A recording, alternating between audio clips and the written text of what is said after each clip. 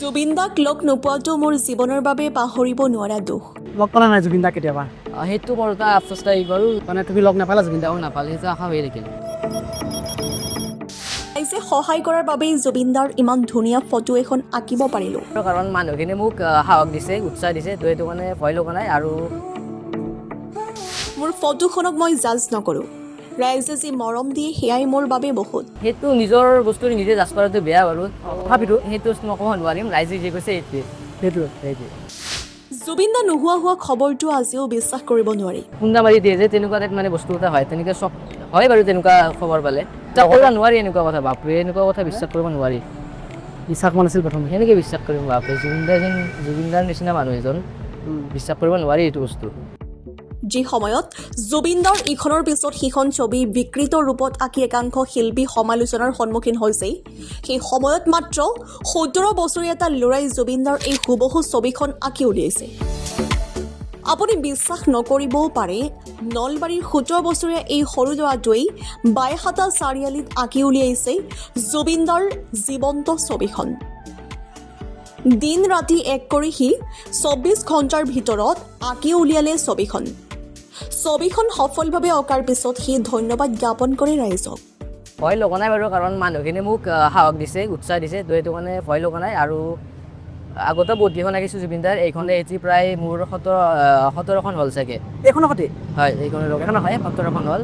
তো এতিয়া আৰু এক্সপিৰিয়েঞ্চ আছিল অলপ, সেইটো এক্সপিৰিয়েঞ্চৰ লগত সাহসটো লৈ আঁকিছোঁ। মানে ৰাজহুৱা স্থানত এখন প্ৰথম নেকি তোমাৰ? ৰাজহুৱা স্থানত এইখনে প্ৰথম মোৰ। এইখন প্ৰথম? হয়, ৰাজহুৱা স্থানত প্ৰথমতে ইমান পাৰফেক্ট? সেইটোৱে। আপুনি জানি আচৰিত হ'ব, এই ফটোখন অঁকা শিল্পী সুশান্তৰ নাই কোনো ছবি শিকাৰ আনুষ্ঠানিক শিক্ষাও। কেৱল মোবাইলত চাই ছবি শিকা ল'ৰাটোৱে ইমান নিখুঁত আৰু হুবহুকৈ আঁকি উলিয়ালে জুবিন দাক। তেনেকুৱা নাই, মই ষ্টাৰ্ট কৰিছিলোঁ 2020 চাগে। মই মোবাইলত চাই শিকিছিলোঁ, ইউটিউবত। মোবাইলত চাই? মানে আৰ্ট তুমি শিকিছা মোবাইলত চাই? হয়, পাৰি, বস্তুটো চেষ্টা কৰিলে পাৰি বাৰু, জানো টান নহয়, চেষ্টা কৰিলে পাৰি। জুবিন দাক ইমান নিখুঁতকৈ অঁকা সুশান্তৰ মনত থাকি গ'ল এক জীৱনজোৰা বিষাদ। সি জুবিন দাক নিজ হাতেৰে অঁকা এখন ছবি উপহাৰ দিয়াৰ সপোন আছিল যদিও সেই সপোন হৈয়ে থাকিল তাৰ। লগ পালা নাই জুবিন দাক কেতিয়াবা? সেইটো মোৰ এটা আফচোচ লাগি গ'ল। জুবিন দাক মই এখন ছবি গিফ্ট দিওঁ বুলি ভাবিছিলোঁ, যে আমাক এৰি যোৱাৰ এমাহমান আগত, কিন্তু সেইটো আশা হৈ থাকিল। মানে তুমি লগ নাপালা জুবিন দাক? নাপালে, সেইটো আশা হৈ থাকিল। সেইটো চাগে তোমাৰ কাৰণে গোটেই জীৱনটো এটা কঢ়িয়াই লৈ ফুৰা ডাঙৰ বিষাদ এটা কঢ়িয়াই লৈ ফুৰাৰ নিচিনা হ'ব চাগে। সেইটোৱেতো।